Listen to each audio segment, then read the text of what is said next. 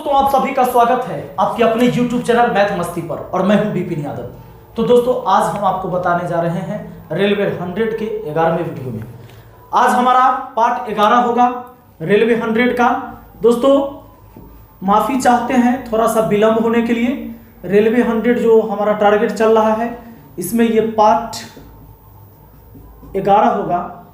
और थोड़ा सा मेरा तबीयत ठीक नहीं चल रहा था, इधर तबीयत खराब था जिसकी वजह से हम आपको रेगुलर क्लास नहीं ले पा रहे थे। और तो अभी मैं अब शुरू करता हूं और आगे शुरू करूंगा ये पार्ट 11। इससे पहले के 10 वीडियो प्लेलिस्ट में आपको मिल जाएंगे। रेलवे 100 करके प्लेलिस्ट बना हुआ है, वहां पर जाके अगर आपने नहीं देखा है। और हाँ, अगर आप हमारे नए व्यूअर हैं तो इस चैनल को सब्सक्राइब कर लीजिए। नीचे लाल कलर में सब्सक्राइब बटन होगा और बेल आइकन भी दबा लीजिएगा। इससे क्या होगा, मैं जब भी वीडियो डालूंगा सारे वीडियो के नोटिफिकेशन आपको मिलते रहेंगे। शुरू करते हैं और आज हम अपने बुक से आपको पढ़ाने वाले हैं, इस बुक से जिससे हम पेड क्लास में पढ़ाते हैं। और कुछ क्वेश्चन इस वीडियो में फिर हम घटना चक्र ही शुरू करेंगे, क्योंकि जो VVI बड़ी इंपॉर्टेंट क्वेश्चन है, एकदम वेरी इंपॉर्टेंट क्वेश्चन, उस क्वेश्चन को मैं आपको बताने जा रहा हूं जो रेलवे में पूछे जा सकते हैं। ठीक है, और बाकी तो आपका घटना चक्र ही चलेगा उसमें भी, ताकि ये नंबर सिस्टम चल रहा था तो नंबर सिस्टम ही ये बुक है। तो इससे मैं आपको थोड़ा सा बता देता हूं। इस वीडियो में सारे क्वेश्चन इसी से होंगे। अगला वीडियो नए चैप्टर से हम शुरू करेंगे और अनुपात समानुपात से शुरू करेंगे। अगला वीडियो 12वां वीडियो से, ठीक है, और कंटिन्यू मिलेगा आपको घटना चक्र का है। घटना चक्र से ही 10 वीडियो डाला, लेकिन ये भी नंबर सिस्टम का क्वेश्चन है, एग्जाम में पूछा जाएगा ऐसा क्वेश्चन, इसलिए हम आपको बता दे रहे हैं। तो हम यहाँ पर अभी क्वेश्चन जो पढ़ाने वाले हैं, ये क्वेश्चन हमारा 31 नंबर सवाल है। हालांकि मेरे नोट्स में इससे पीछे के 20 सवाल है, तो लेकिन SSC के सवाल है। और ये जो सवाल अभी मैं आपको बताने जा रहा हूं ये रेलवे के लेवल का सवाल है, रेलवे में पूछा जाने वाला सवाल है। हालांकि ये जो 31 नंबर सवाल आप देख रहे हो, आप इसे देख रहे हैं कि UPSC, SSC, CGL मेंस में भी पूछा जा चुका है और रेलवे में भी पूछा गया है। हालांकि यहाँ पर नहीं लिखा हुआ है, कई बार पूछा जा चुका है ऐसे क्वेश्चन। मैंने देखा इसको तो मैंने सोचा कि ये सारे क्वेश्चन मैं आपको करा देता हूँ आज। कहता है कि m और n दो विषम पूर्णांक है। m और n दो विषम पूर्णांक है जहां n छोटा है n से, तो ऐसी बड़ी से बड़ी संख्या जो m² माइनस n² प्रकार की सभी संख्या को विभाजित करे होगी। दोस्तों कहता है m और n दो विषम पूर्णांक है जहां n छोटा है m से, n छोटा है m से, इससे ये छोटा है। और ऑप्शन दिया जा रहा है, एक चीज और कह रहा है, तब बताइए कि m² माइनस n² प्रकार से सभी संख्या को विभाजित करे होगी। सवाल ये कहता है बड़ी से बड़ी संख्या जो m² माइनस n² प्रकार की सभी संख्या को विभाजित करे, माने ऐसन वाला जो आएगा इसके वैल्यू को विभाजित करे। बड़ा से बड़ा कौन होगा, मतलब ऑप्शन में कौन है? ऑप्शन बी में 2, 4, बी में 4, सी में 6 और डी में है हमारा कितना, 8। n और m दो विषम पूर्णांक कहा जा रहा है। लगातार विषम पूर्णांक दो ले लीजिए, दो लगातार विषम पूर्णांक ले लीजिए। विषम पूर्णांक इसलिए लेंगे कि m और n विषम पूर्णांक का है, और m लगातार होता है ना दोस्तों, उसी तरह जैसे 1 और 3 ले लेते हैं, जिसमें n छोटा m बड़ा, तो छोटका का स्क्वायर इधर, बड़का के स्क्वायर इधर करके घटाइए, है ना। यहाँ बड़ा m, तो m बड़का वैल्यू लेंगे। 9 में से 1 गया 8। बड़ा से बड़ा कौन संख्या है इसमें जो 8 को काटेगा? 2 भी, 4 भी, 8 भी। सबसे बड़ा कौन है? ऑप्शन डी में 8 होगा। दोस्तों एक बात और समझ जाइए, m² माइनस n² प्रकार की सभी संख्या को विभाजित करें। आप ऐसा भी ले सकते थे 3 और 5, बड़का का स्क्वायर पहले बोला है माइनस 3 का स्क्वायर। 25 में से 9 गया, 16 आया कि नहीं? 16 भी कटेगा ना 8 से। अगर कहता है इसमें छोटा से छोटा संख्या बताइए जो इस प्रकार से बनने वाली संख्या को काटेगा, तब हम आंसर 2 कर सकते थे, लेकिन बड़ी से बड़ी बोला है, इसलिए आंसर ऑप्शन डी करेंगे। ठीक है, अगला बढ़े। अगला क्वेश्चन हमारे सामने होगा। कहता है एक 6 अंकों वाली संख्या, एक 2 अंकों वाली संख्या 3 बार दोहराकर बनाई गई है, ऐसी संख्या सर्वदा निम्नलिखित का गुणक होगा। एक 6 अंक वाली संख्या कैसे बनाया गया है जानते हैं? एक 6 अंक वाली संख्या जो बना है, एक दो अंकों वाली संख्या को 3 बार दोहरा के, जैसे एग्जांपल में दिया हुआ है 28 को 3 बार दोहरा दिया, 28 28 28 6 अंक में हो गया, 13 13 13 हो गया 6 अंक में। यह किसका गुणक होगा? तो सुनिएगा, ऐसे सवाल में ना क्या करना है सुन लीजिए, डायरेक्ट आंसर कर सकते हो। कहता है एक 6 अंक वाली संख्या को, एक 6 अंक वाली संख्या जो बनाया गया है 2 अंक वाली संख्या को 3 बार दोहरा के, तो जितना बार दोहराएगा उतना 1 लिख दीजिए। 3 बार दोहराया तो 3 बार 1 लिखे, अब बीच बीच में 0, बीच बीच में 0 हो गया आपका आंसर। जितना बार दोहराने के लिए बोले उतना 1, अब बीच बीच में 0। सुनिए, आप ऐसे भी कर सकते हो, जो एग्जाम्पल में दिया हुआ है 28 28 28, यह किसका गुणक है? तो 28 से भाग लगाइए, एक बार में खत्म। दूसरे का भाग नहीं लगेगा, 0 देके 8 भी उतारेंगे। चलिए एक बार में ये भी खत्म हो गया, 0 हो गया घट के, ये 2 उतरेगा, भाग न लगेगा, 0 देके 8 उतारेंगे, 28 से कहीं 28 खत्म। तो एक बार में लगा, तो बस यही हो गया 10101। तो ऐसे सवाल को आराम से बनाने के लिए, इजीली बनाने के लिए हम क्या करते हैं, जितना बार दोहराने के लिए बोलेगा उतना 1 लिखेंगे और बीच बीच में 0 दे देंगे। यहां बोला था 3 बार दोहराया गया है, एक 2 अंकों की संख्या को 3 बार दोहराया गया है, 1 2 3, बीच बीच में 0 हो गया आंसर। ठीक है, बढ़ते हैं अगले सवाल पर।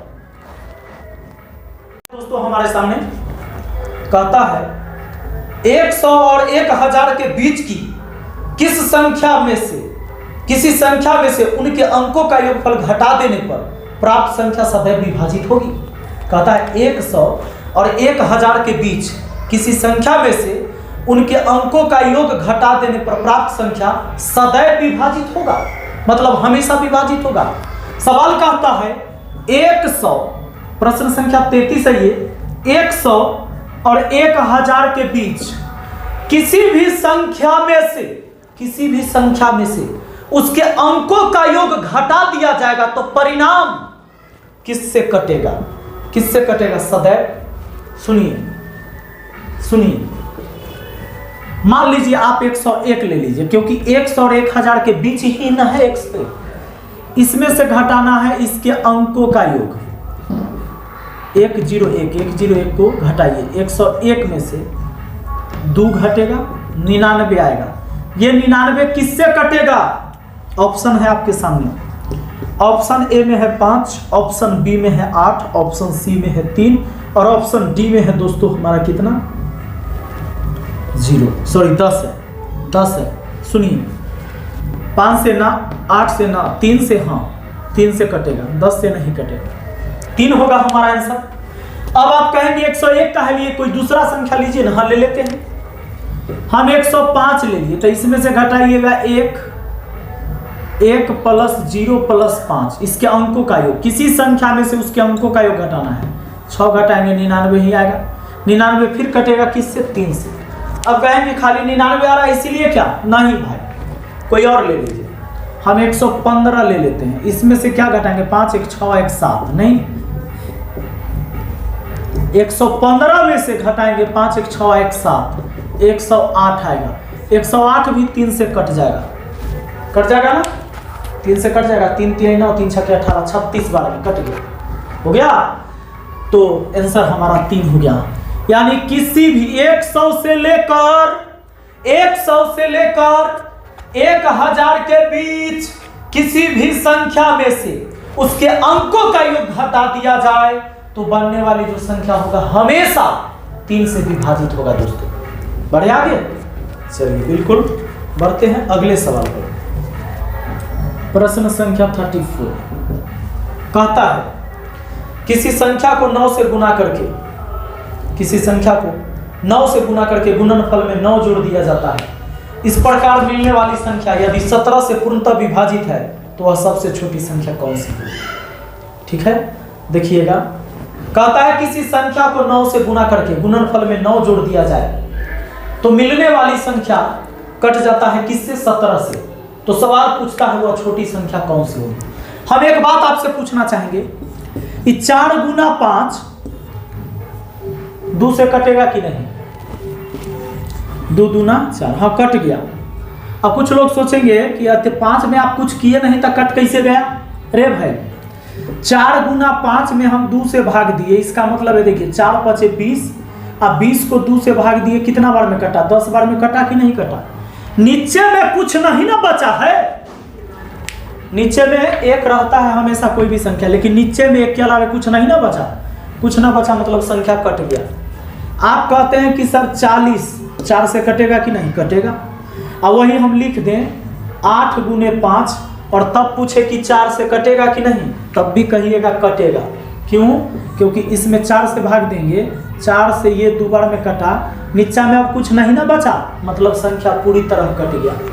जब संख्या पूरी तरह कटेगा तभी बटा में कुछ नहीं बचेगा। बात आए समझ में? हाँ, अब बढ़ते हैं, देखिए बात करते हैं सवाल पर। सवाल है 34, कहता है किसी संख्या को 9 से गुना करके गुणनफल में 9 जोड़ दिया जाता है, इस प्रकार मिलने वाली संख्या 17 से पूर्णतः विभाजित है, तो वह छोटी संख्या कौन सी होगी? हम वो छोटी संख्या x मान लेते हैं।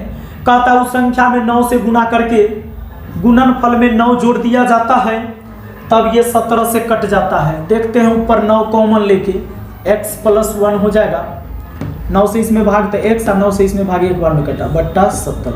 ये दोस्तों 9 है ये गुना, यहाँ कितना रख ले कि 17 हो जाए, कि 17 से कट जाए, तो बस इसके जगह 16 रख लीजिए, तो 16 + 1 17 हो जाएगा, बट्टा 17, 17 से 17 कट जाता है।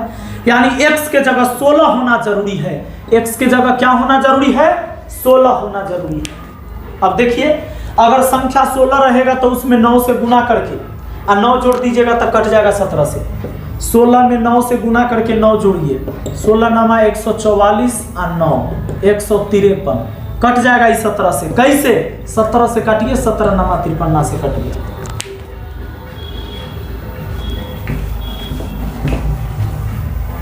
नहीं समझ में आया है? कोई बात नहीं, अगला क्वेश्चन है ना, आ जाएगा ना समझ में, पक्का आ जाएगा।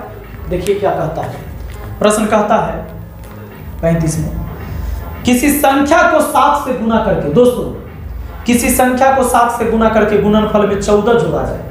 किसी संख्या को 7 से गुना करके गुणनफल में 14 जोड़ा जाए, इस प्रकार मिलने वाली संख्या यदि 8 से पूर्णतः विभाजित है तो वह छोटी से छोटी संख्या होगी।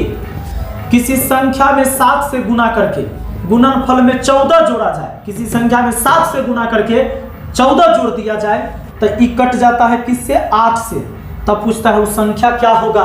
संख्या हमने x माना है ना, यानी x के वैल्यू पूछा हम लोगों से, तो ऊपर में 7 कॉमन ले सकते हैं, तो x और 7 दूना 14, 7 से इसमें विभाग बटा 8। अब ये 7 8 से नहीं कटता है, x के जगह क्या रख लोगे कि 2 जोड़ने पर 8 हो जाए, तो x के जगह 6 रख लेंगे, 6 2 हो जाएगा 8, नीचे 8 से 8 कट गया, नीचे कुछ नहीं बचा मतलब संख्या कट गया।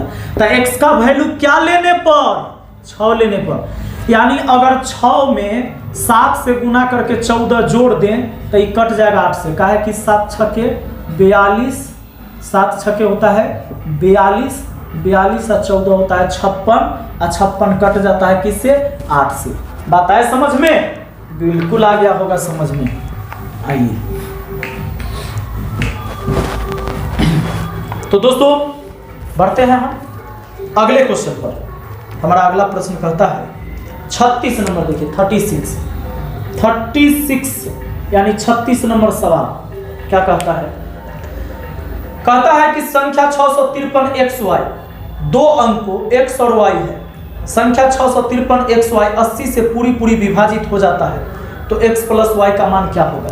ध्यान दीजिएगा, ये 653 XY जो है कहता है 80 से पूरी तरह विभाजित है, तो x + y का मान क्या होगा? तो हम लोगों से पूछा है x + y का मान। एक बात सुनिए, 80 से वो है संख्या कटेगा जिसके अंत में 0 होगा। जैसे अगर मान लिया जाए, हम कहेंगे 20 से किसको काट सकते हैं हम? 20 से आप उसी को काट सकते हैं जिसके अंत में 0 होगा। आप काट सकते हैं 20 को, आप काट सकते हैं 40 को, मतलब जो कटेगा उसके अंत में 0 जरूर होगा। अब जरूरी नहीं कि सब 0 वाला कट जाएगा, ऐसा हम नहीं बोल रहे हैं। हम ये बोल रहे हैं कि 20 जिसको काटेगा उस संख्या के अंत में 0 जरूर होगा। क्योंकि 20 20 दूना 40, 20 तीस 60, 20 चौके 80 है कि नहीं, सबके अंत में जीरो है ना।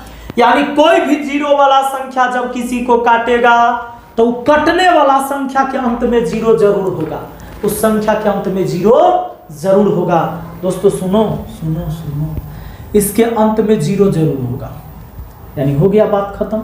अब जीरो से जीरो हम काट लिए तो हमें तो अब बचा कितना, 653। सुनिए ऊपर में 653 एक्स बचा। अब हमको नीचे में बचा केवल 8 से काटना है। तो 8 से कटने का नियम है अंतिम से 3 अंक में भाग दे दीजिए, आना तो सिंपल। अब चलो हम यहाँ से भाग दे देते हैं, 8 × 8 = 64, ठीक, शेष 1 पर 3 13, 8 × 1 = 8, शेष 5 बचल है तो 5 है, यहाँ 6 रहता तो 6 उतार देते, 8 7 56 कट जाता। यानी x का वैल्यू 6 और y का वैल्यू 0। x + y का मान पूछा है, x का वैल्यू 6, y का वैल्यू 0, जोड़ने पर हमारा कितना हो जाएगा, 6 हो जाएगा, है ना। यानी हम ये कहना चाह रहे हैं आपको कि 653 xy है ना, तो 653 लिख लीजिए, x के जगह 6 और y के जगह 0, और इसको भाग दीजिए 80 से, पूरा कट जाएगा। देखिए 0 से 0 कटा, 8 से भाग दीजिए, 8 × 8 = 64, शेष 1 पर 3 13, 8 × 1 = 8, शेष 5 पर 6 56, 8 7 56, कट गया कि नहीं कट गया, पूरा कट गया। बढ़े आगे चलिए, हम लोग के लिए जो है जरूरी का सवाल है 50 नंबर से इसमें, तो हम अब 50वां सवाल आपको बताने जा रहे हैं। हाँ, ये मेरा ही नोट्स है तो मुझे पूरा पता है कौन सवाल किस एग्जाम में पूछे जाने वाला है, तो मैं आपको उसी क्वेश्चन के बारे में बताना चाह रहा हूं जो आपके अभी आने वाले एग्जाम के लिए, रेलवे के लिए। तो क्वेश्चन हमारे सामने 50 से, x और y का योग a है, x और y का योग a है, बड़ी संख्या छोटी संख्या के दुगने से b अधिक है, तो छोटी संख्या निम्न में से कौन सी है। सवाल कहता है x और y का योग a है, ठीक, इसको बड़ी संख्या मान ली, इसको छोटी संख्या, दोनों का योग a है। अब कहता है बड़ी संख्या मतलब x छोटी संख्या के दुगना यानी इसके 2 गुना से b अधिक है। बड़ी संख्या ये छोटी संख्या के दुगना से b अधिक है, माने ये दोनों में अंतर b का है। हाँ, अब अगर घटा ले तो माइनस, घटाएंगे तो प्लस, माइनस हो जाएगा, ये गया y 2y, तो ये हो गया 3y हो गया, अब बराबर हो गया a - b। हम लोगों से पूछा है छोटी संख्या यानी y का मान ही पूछा है, तो y बराबर हो जाएगा a - b/3, बस हो गया, a - b/3, ऑप्शन सी। आगे बढ़े, अगला सवाल देखिएगा दोस्तों, 51 नंबर सवाल कहता है सवाल में x स्टार y बराबर x² + y² - xy है, तो 9 स्टार 1 का मान क्या होगा। ध्यान दीजिएगा, शायद इसका ऑप्शन गलत है, x स्टार y बराबर है x² + y² - xy है, तो पूछ लिया हम लोगों से कि 9 स्टार 1 का मान क्या होगा। तो जैसे यहाँ x² हुआ है वह उसी तरह यहाँ 9 का स्क्वायर होगा, यहाँ y² हुआ है प्लस में, तो यहाँ 1 का स्क्वायर होगा, माइनस x × y है तो 9 × 1 होगा, क्योंकि x के जगह 9 और y के जगह 1 आ रहा है, ये 81 1 - 9, ठीक है। तो 72 1 ये 73 होता है, 81 में से 9 घटा दिए 72, 1 हो गया 73, यानी 73 इसका सही आंसर होगा, ऑप्शन गलत है, ठीक है दोस्तों, ऑप्शन गलत है। आप लोग भी समझ रखते होंगे ऐसे सवाल को। 52 प्रश्न कहता है a और b दो धनात्मक संख्या इस प्रकार है कि a के पावर b बराबर 125, तो इतना का मान क्या होगा। कहता है a के पावर b बराबर 125 है, a के पावर b बराबर 125 है, तो पूछ लिया हम लोगों से a - b का पावर a + b - 4। सुनिए ना, a के जगह b के जगह क्या होगा जो 125 हो जाएगा, तो a के जगह 5 और b के जगह 3, 5 का क्यूब यानी जो a के पावर b बराबर 125 दिया हुआ था, तो a के जगह 5, b के जगह 3, 5 का क्यूब 125, तो a के जगह 5, b के जगह 3, a के जगह 5, b के जगह 3। ठीक है, ये फॉर्मूला, ये जो सवाल में दिया माइनस है। 5 में से 3 गया 2, 5 और 3 8, 8 में से 4 गया 4, 2 का पावर 4 कितना होता है? 16 होता है। हमारा आंसर हो गया 16। आगे बढ़ते हैं। अब चलिए दोस्तों, अगला है 53 नंबर सवाल। क्या कहता है देखिए, 53 नंबर सवाल।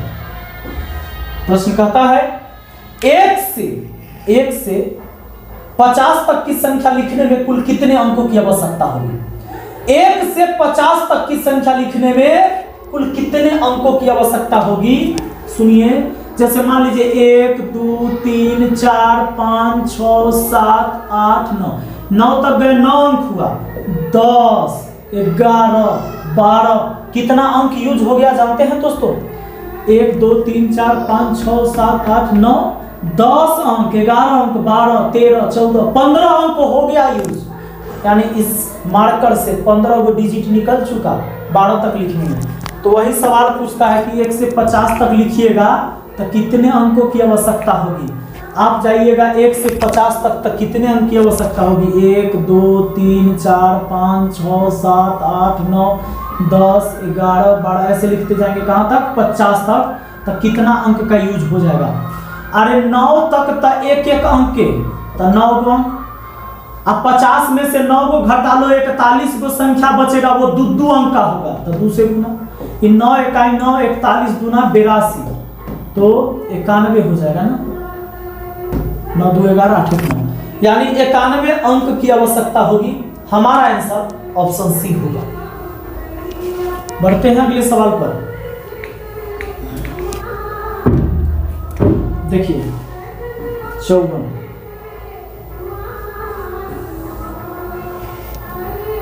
सवाल कहता है m और n ऐसी दो पूर्ण संख्याएं हैं कि m के पावर n बराबर 121, तो m-1 के पावर n+1 का मान क्या होगा? ऐसा सवाल अभी जस्ट हम लोग देखे थे। m के पावर n बराबर 121 है, तो जो हम लोगों से पूछा गया है वो पूछा गया m-1 का पावर n+1 का मान क्या होगा? दोस्तों 11 और पावर 2, 11 का स्क्वायर 121 होता है, तो यहाँ 11 - 1 और n के जगह 2 + 1। 11 में से 1 गया 10, 10 का पावर 3, यानी 1000 हमारा आंसर होगा। No doubt. तो चलिए दोस्तों, आज का क्लास हम यहीं तक रहने देते हैं।